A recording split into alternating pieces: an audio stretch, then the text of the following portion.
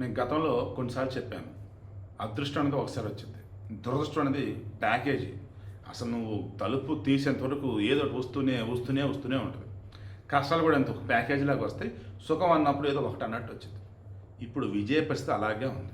Ganesh gold తాకట్టులో ఉన్న బంగారాన్ని విడిపించి కొనబడును. సంప్రదించండి 9966611144. ఎంత దారుణంగా ఉందంటే, ఒక పక్క జననాయకన్ మూవీ, మరో పక్క ఆయన కొడుకు షాక్ల మీద షాక్లు ఇస్తుంటే మధ్యలో వాళ్ళాడు. ఇప్పుడు లేటెస్ట్గా వాళ్ళ కొడుకు మూవీకి సంబంధించిన న్యూస్ ఇందులో చెప్తాం. జననాయకన్ సినిమాకి సంబంధించి రిలీజ్కి ముందే ఓటీటీ రైట్స్ భారీగా కొంది అమెజాన్ ప్రైమ్.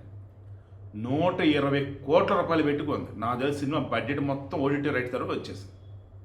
మళ్ళీ ఆ తర్వాత థియేటర్లో రిలీజ్ అయితే వచ్చే డబ్బులు, మరలా శాటిలైట్ అంటే దాని మీద టీవీలో రిలీజ్ అయితే వచ్చే డబ్బులు అదనం.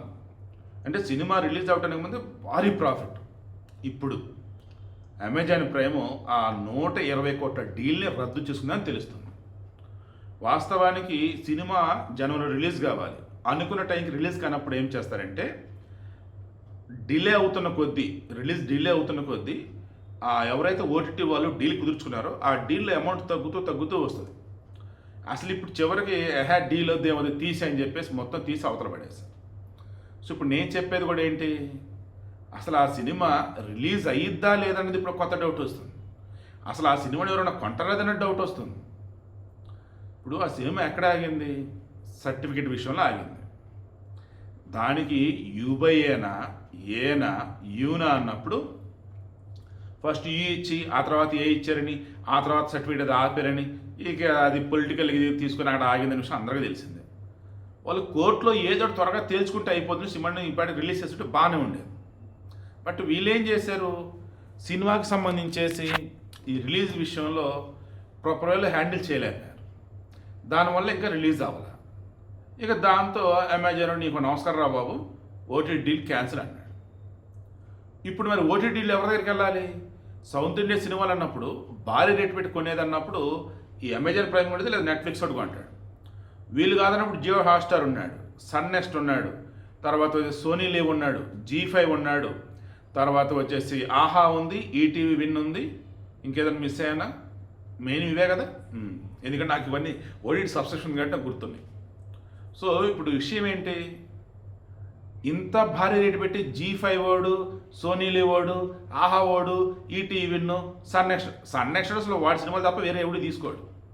వేరే ఎవరైనా తీసుకుంటే ఈటీవీ విన్ లాగా చిన్న కొంచెం డబ్బులు తక్కువలో ఉన్నప్పుడు లైక్ ఇలా తీసుకుంటాడు, లేదా వాళ్ళు స్పాన్సర్ చేస్తే అలాగా. ఇక ఇప్పుడు ఈ సినిమాని నెట్ఫ్లిక్స్ వాడు ఎంత చెప్తే అంతకు అమ్ముకోవాలి. ఆటోమేటిక్గా 120 కోట్లు అంటే 60 కోట్లకైనా అడగవచ్చు, 50 కోట్లకైనా అడగవచ్చు.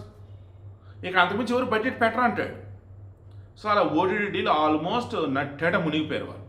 ఇక సినిమా ఎప్పుడు రిలీజ్ అయితే ఏంటో తెలియట్లా. ఈ సినిమా రిలీజ్ అయితే తప్ప రేపు ఎన్నికల విషయంలో విజయ్ కొంచెం మైలేజ్ వచ్చే అవకాశం అయితే ఉంది. రిలీజ్ కాకపోతే ఇక ప్రచారంతోనే గట్టి కొట్టుకోవాలి. అది కూడా నిన్న మనం మాట్లాడుకున్నట్టు పొత్తులో భాగంగా వెళ్తేనే ఏమన్నా 1-2 సీట్లు రావచ్చు, లేదా ఇంకెక్కువ సీట్లు రావచ్చు. పొత్తు లేదు ఏం లేదన్నప్పుడు నాకున్న సమాచారం మేరకు తమిళనాడు జనాల యొక్క మైండ్ సెట్ ప్రకారం చూస్తే ఒకటి కూడా రాకపోవచ్చు. ఒకవేళ విజయ్ పోటీ ఒక చోట రావచ్చు. సరే, విషయం ఏంటి మరి, సినిమా అయితే అడ్డంగా బుక్ చేసింది. ఇక వాళ్ళ అబ్బాయి ఇతను సిగ్మా అని చెప్పేసి మన సందీప్ కిషన్తో సినిమా తీస్తున్నాడు. సందీప్ కిషన్ అండ్ ఫరియా అబ్దుల్లాతో సినిమా ఆల్మోస్ట్ ఎండింగ్కి వచ్చేసింది. ఇలా ఎండింగ్కి వచ్చిన మూమెంట్లో తెలిసింది ఏంటి అంటే, ఈ సినిమా టైటిల్ కార్డ్ రిమైండింగ్ వాటిలో వచ్చేసి మామూలుగా అతని పేరు జాసన్ సంజయ్, అతని చెల్లి పేరు దివ్య సాషా. ఓకే, దివ్య సాషా వచ్చేసి తను గతంలో సినిమాలో నటించిన తను అద్భుతమైన squash player, badminton player. Present మొత్తం స్పోర్ట్స్ దానిలోనే ఇన్వాల్వ్ అయి ఉన్నారు, చదువుకుంటూ ఉన్నారు.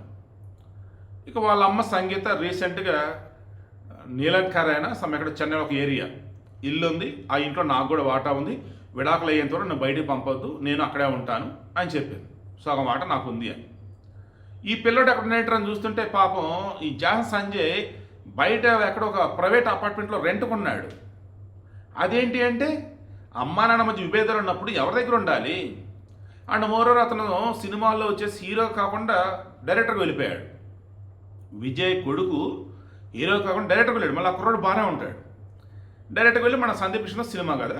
ఇక ఇప్పుడు పేరుల్లో మామూలుగా తమిళనాడు వాళ్ళది ఎలా ఉండేది అంటే, మీకు ఏదో సినిమాలో 30 సినిమా పృథ్వీ చెప్తాడు, ఓ అమ్మ పేరు ఒక ఊరు అంత ఉండిద్ది. అది ఊరు కదా అసలు, పేరు ఒక పేజ్ అంత ఉంటుంది ఆయన పేరు.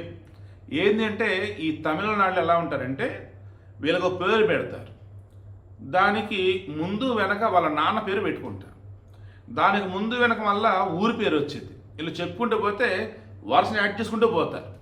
ఇతను జాసన్ సంజయ్ విషయంలో వచ్చి సిన్నాళ్ళు తనకి ఇనిషియల్ అన్నప్పుడు పేరు అన్నప్పుడు వాళ్ళ నాన్న పేరు పెడుతున్నారట, విజయ్ వి అని. ఇప్పుడు వి ప్లేస్లో ఎస్ రాబోతుంది, సంగీతాన్ని రాబోతుంది మనకున్న సమాచారం. అంటే తండ్రి పేరు వద్దనేసాడు, నాకు అవసరం లేదని చేశాడు. నేను మా అమ్మకి పుట్టా అండ్ అమ్మ మమ్మల్ని పెంచింది పోషించింది. మొన్న విజయ్ వాళ్ళ నాన్న కూడా చెప్పాడు, పిల్లల బాగోగులు మొత్తం మాకు కోటల సంగీతం చూసుకుందయ్యా అని. సో ఆయన వల్ల మేము పుట్టిన మాట నిజం, కానీ ఆయన ఎప్పుడు మాతో తండ్రి రేడియో చెప్తున్నాడా, లేదన్నప్పుడు ఈ విడాకులు అనేది ఆ పిల్లవాడికి ఇష్టం లేదా, లేదు అన్నప్పుడు నిజంగానే కుటుంబ బాధ్యతలు విజయ్ పట్టించుకోలేదా, రీజన్ తెలియదు.